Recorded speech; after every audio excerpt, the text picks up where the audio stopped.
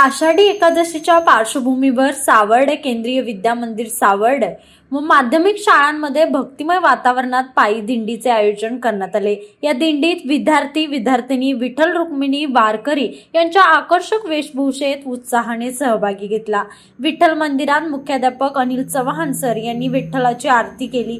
विद्यार्थ्यांनी फुलांनी सुशोभित केलेली पालखी खांद्यावर घेत विठ्ठल विठ्ठल जय हरी विठ्ठलच्या अखंड गजरात गावातील प्रमुख मार्गावरून पायी दिंडी काढली।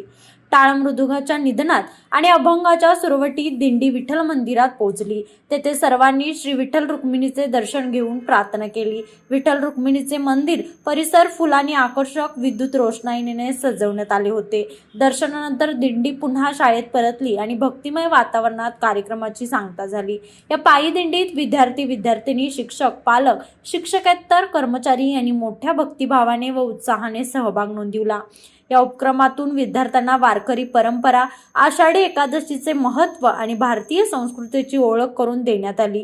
सावर्डे गावातील महिला व पुरुष भाविकांनी विठू माऊलीचे दर्शन घेतले। पहाटेपासूनच दर्शनासाठी भक्तांची गर्दी झाली होती। लाईव्ह मराठीसाठी उमेश पाटील।